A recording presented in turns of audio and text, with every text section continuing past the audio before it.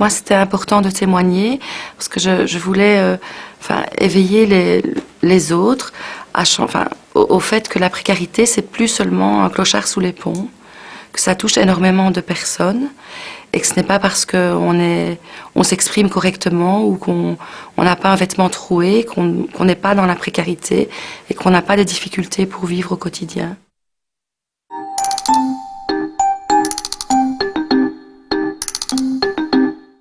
Quand on n'a pas de moyens, même physiquement, psychologiquement, moralement, on n'est pas aussi bien. J'en ai déjà souffert, même mes enfants aussi.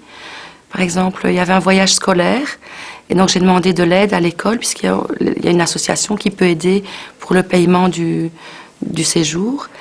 Et, quelques jours après, j'ai été convoquée chez le directeur de l'école. Et on m'a envoyé chez l'assistante sociale au centre PMS.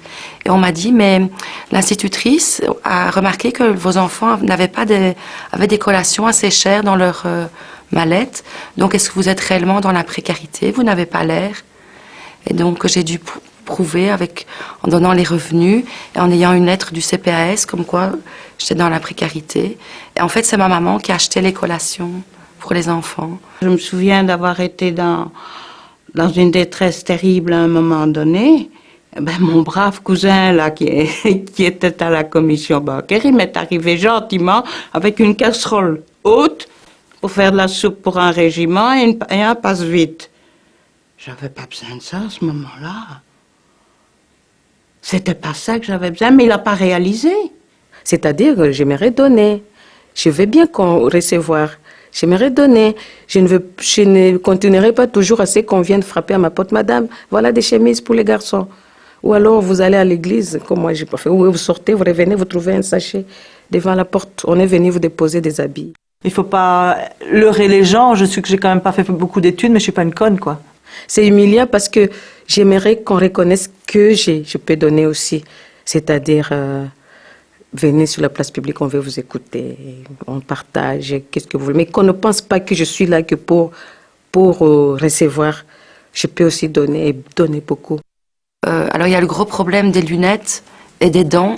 Donc, on a une monture de lunettes toute tordue, toute rayée, mais on la garde quand même parce qu'on ne saurait pas s'acheter une nouvelle paire. Les dents, c'est la même chose. Je disais moi-même à mon dentiste, tiens, lorsque je serai vipo, est-ce que je pourrais au moins avoir des dents, pour me remettre des dents, est-ce que ça serait remboursé? Il m'a dit non, il n'y a que le dentier. Alors je me suis vue comme une vieille mémé avec mon dentier, quoi, parce que je ne pouvais pas mettre des implants. Donc ça, c'est quand même pas normal, puisque tout ça fait partie de l'image aussi. Et si il nous manque des dents, on ne peut pas se présenter pour trouver un emploi. C'est un cercle vicieux. Et ici, c'est toujours le regard de l'autre qui compte beaucoup ici. On regarde, ses chaussures, son pantalon, nous souffrons pour nos enfants parce on doit tout faire pour qu'ils aient au moins, qu'ils soient à la mode. Parce que s'il n'est pas à la mode, il en souffre. Il n'en souffre pas parce qu'il veut être à la mode, c'est parce que les autres veulent qu'il soit à la mode. Sinon, on le regarde mal à l'école. Parfois, il fuit l'école. Et j'avais des bijoux en or. Et lorsque j'ai été convoquée par l'assistante sociale, et qu'elle a dit que je n'avais pas du tout l'air d'être quelqu'un dans la précarité, depuis lors, je n'ai plus jamais osé mettre les bijoux africains. Parce que je me suis dit, les gens vont imaginer que j'ai un magot caché sous mon matelas, quoi. Donc, il y a vraiment... L'image, ça fait beaucoup. En fait, si on est dans la précarité, on devrait être mal habillé, zézayé, Or, c'est pas vrai. Il y a des tas de gens maintenant qui sont touchés par ça, même des gens qui travaillent. Parce qu'on vous regarde par rapport à tout ça. On vous dit, vous savez, celle-là, vous voyez comment elle a des bijoux. Non, elle n'est pas dans la précarité. Ou il n'est pas dans la précarité. On oublie que je peux me retrouver dans la précarité aujourd'hui, mais j'ai quand même un passé.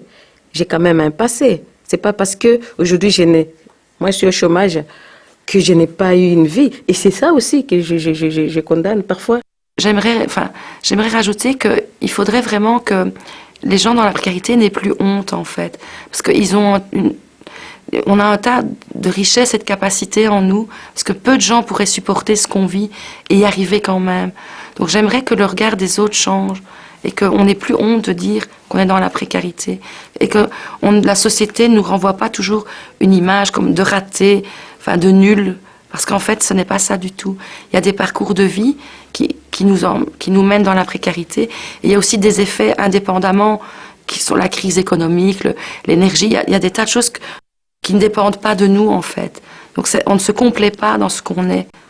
Ça, je trouve que c'est important de le dire et de le faire. Enfin, et là, il faut le dire, mais aussi il faudrait être entendu.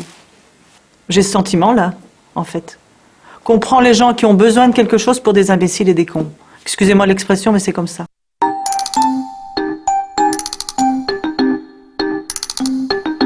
En fait, les gens dans la précarité sont des très bons éco-citoyens parce que le recyclage, on connaît, la chasse au gaspillage, on connaît, et aux enfants, parce que c'est pas évident de toujours dire non. Et on dit, ah, mais tu sais, nous, tu n'as pas une canette de coca, tu as une gourde remplie d'eau, mais c'est très bien parce que tu es en avance, toi, tu protèges la planète. Donc, on essaye de... Enfin, de dire aux enfants, mais en fait, tu ne gaspilles pas, c'est pas parce que tu es pauvre, c'est parce qu'en fait, tu es en avance sur ton temps. C'est la même avec les vêtements de récupération. On dit pourquoi jeter, pourquoi gaspiller. On essaie d'expliquer comme ça. C'est pas toujours évident, mais si on commence de petit, ça fonctionne. Mes enfants, ils m'ont posé beaucoup de questions. Maman, pourquoi tu ne travailles pas? Et maman, pourquoi tu n'achètes pas une maison comme les autres? Et maman, pourquoi tu n'as pas une voiture? Il y en a même un qui a dit, sincèrement, maman, quand je suis sous la pluie, sous la neige, et que je vois les autres, maman, papa, quand ils viennent chercher les enfants, je t'en veux, maman. Je ne me sens pas chez moi, parce que même quand je dis ceci, cela, il faut éteindre de la lumière, il faut économiser. Il y en a même qui osent me dire, surtout les adolescents, qui osent me dire, mais c'est pas ta maison, c'est la maison de la société. Donc tout ce que je peux lui donner, je lui donne, au détriment de nos vies sociales à toutes les deux. Je me prive pour elle, en fait. Ça fait 5 ans que ça dure et ça durera encore, à mon avis. Pourtant, j'ai pas les moyens de... Je l'ai fait à un voyage scolaire, je me suis privée pour moi de manger pour pouvoir lui offrir ce voyage scolaire. Donc c'est très dur.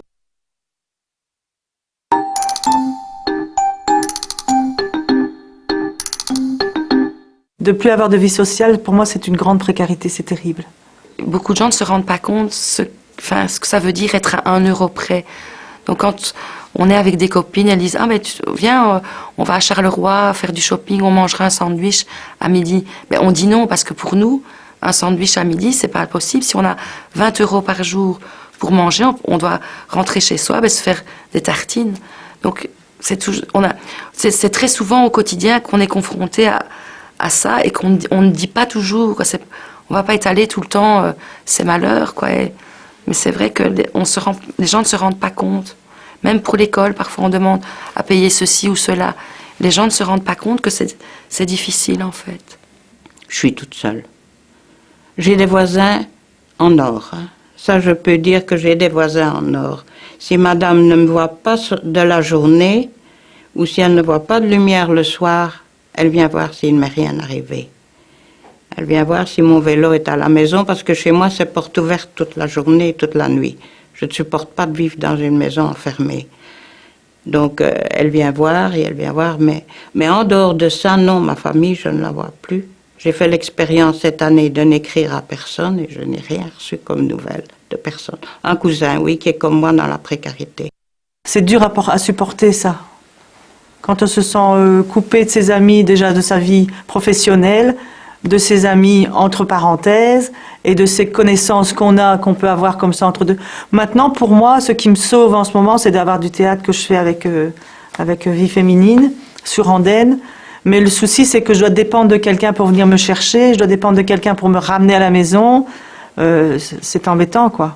Lorsqu'on est invité chez des amis, on sait pertinemment bien qu'on ne sait pas les réinviter. Évidemment, il y a le cercle d'amis très intimes qui connaissent notre situation, mais il y a aussi des connaissances qui ne sont pas au courant et on ne sait jamais réinviter les gens. Donc, pour finir, les gens, ils ne vous invitent pas une deuxième fois. Ils le prennent mal. Puis, c'est pas toujours facile d'expliquer sa situation.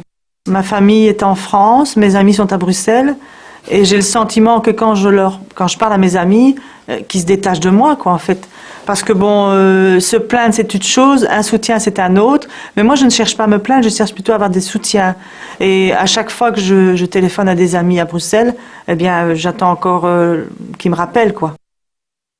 Quand j'étais jeune et que mon père était encore à la maison, quand on allait au théâtre, papa me disait, on va au paradis. Ça s'appelait le paradis, là, tout au-dessus. Et il me dit, tu verras, là, tu ne trouveras que les grands artistes. Parce que la musique monte. Moi, je me sentais bien là. Et ici, je ne vais nulle part. Parce qu'avoir l'article 27, je n'en veux pas. C'est pas drôle d'aller à la CPS.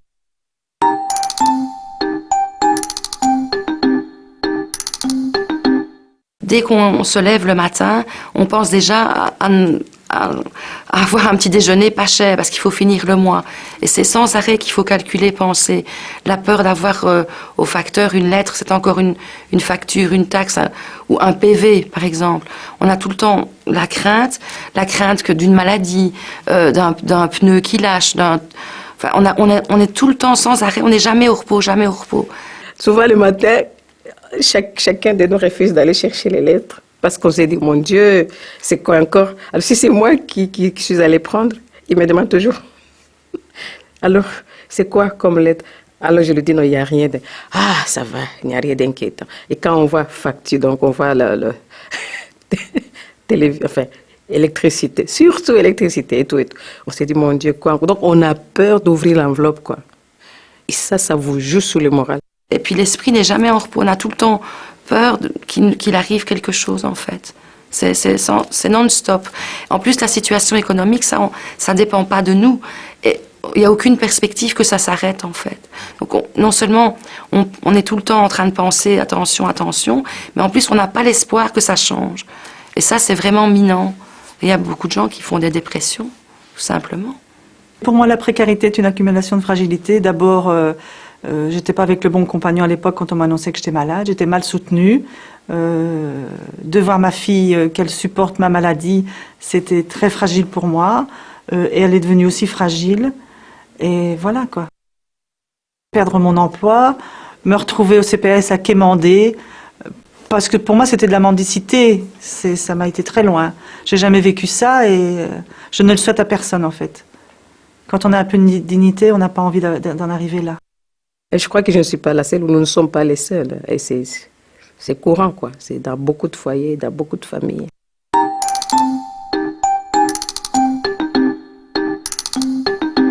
Chaque nouveau groupe qui démarre, c'est vraiment une joie d'aller à la rencontre de toutes ces femmes qui sont toutes formidables, hein, parce que derrière chaque visage se cache une femme d'exception. Elles n'en ont pas toujours conscience en entrant en formation, mais vraiment, j'ai beaucoup d'admiration pour ces femmes qui se battent au quotidien, malgré tous leurs soucis, et qui veulent, malgré tout, retrouver vraiment un emploi et un réel projet professionnel qui correspondent à leurs aspirations. Et donc, c'est vraiment un plaisir de les accompagner pendant tous ces mois. Ça fait toujours du bien de travailler parce que moi j'aime l'autonomie. Je n'aime pas toujours dépendre et d'être dans notre écriture et avoir de l'argent sans avoir travaillé. Ça n'existe pas sauf pour les gens vraiment les plus précaires ou les malades et les handicapés. Le plan d'emploi, enfin la chasse aux chômeurs, c'est vraiment pas très correct. Parce que, ça vise principalement les femmes. Or, moi, j'ai travaillé et l'entreprise a dégraissé, c'est le mot qu'on emploie. Hein. C'est toujours comme ça qu'on parle des gens. Donc, j'ai travaillé, je vois pourquoi je n'aurais pas droit au chômage, même si je suis une femme et que j'ai un compagnon. Alors, il y a aussi une grosse discrimination par rapport aux enfants, parce qu'on nous demande de faire des recherches d'emploi, d'aller voir des offres d'emploi sur Internet, de poster plein de courriers par mois. Or, tout ça, ça coûte énormément d'argent. Plus, si on est convoqué à l'ONEM, on ne peut pas dire « ça ne va pas parce que c'est mercredi après-midi et on a les enfants ». On dit « mais si vous ne savez pas garder vos enfants, c'est que vous ne voulez pas travailler » et on est rayé d'office. Or, si on avait un salaire, on saurait faire garder nos enfants. Elles sortent de formation en ayant l'idée d'aller en vente, par exemple. Hein. Et on sait que certains organismes organisent des formations en vente, des formations courtes pour devenir vendeuse dans une grande surface. Tout ça, ce sont en général des organismes à qui les entreprises demandent du personnel, de former du personnel selon les besoins des entreprises. Mais si c'est à un moment où justement il n'y a pas de formation en vente, eh bien on les redirige automatiquement vers une formation en technicien de surface. Et ça, je trouve ça dommage, quoi. Parce qu'on ne respecte pas quelque part le plan, leur projet, le projet qu'elles avaient, quoi. Alors on les convainc. Il y a quelque chose de l'ordre du mental, quoi. On les convainc vraiment que c'est bien et que comme ça elles vont rentrer dans le circuit du travail et que c'est ça qui compte et que de toute façon il vaut mieux qu'elles acceptent ça que d'avoir des problèmes avec l'ONEM. Mais c'est ça, c'est-à-dire qu'on ne vous donne pas le travail par rapport à vos capacités. On veut que vous fassiez le travail qui vous abrutisse, qui ne vous donne même, qui ne vous permette même plus de réfléchir ni de raisonner, quoi. C'est abrutissant, je vous jure. Et en plus, lorsqu'on cherche de l'emploi, il faut toujours être dans la bonne case, du bon plan. Or, moi, c'est toujours la mauvaise case. Il faut avoir le bon âge où on propose les aides pour les employeurs. Et puis, en plus, si on se dit, tant pis, je vais postuler comme caissière, même si j'ai d'autres diplômes, alors on nous renvoie une jolie lettre comme quoi on est trop qualifié. Donc, c'est le monde un peu à l'envers. Au bout de 6 mois dans nos formations, donc, les femmes sortent de la formation avec un réel projet personnel et professionnel. Et il y a des femmes très courageuses qui reprennent des études de 3 ans de plein exercice pour retrouver un diplôme qui corresponde vraiment à ce qu'elles ont testé pendant les stages. Et donc, par exemple, aide-soignante ou infirmière ou puéricultrice, il y en a qui retournent à l'école. Et c'est vraiment formidable.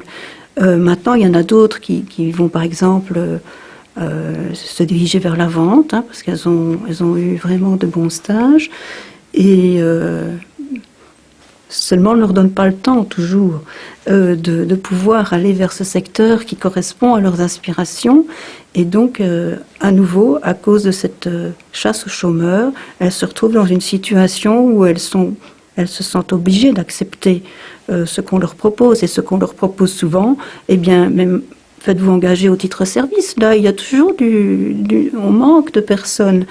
Et bon, ça concerne quand même 98% des femmes qu'on retrouve dans ce secteur, et principalement donc pour des tâches ménagères, quoi.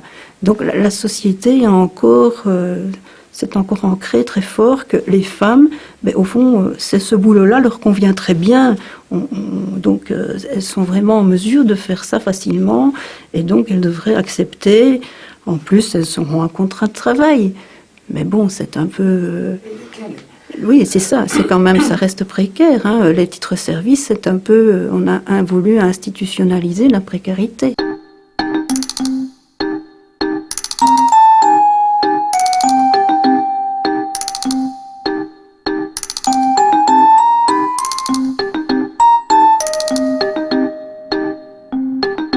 Je pense vraiment qu'il faudrait penser la société autrement. Parce que ce n'est pas une société démocratique et civilisée. Une société civilisée, ça ne laisse pas tout un tas de gens sur le côté de la route.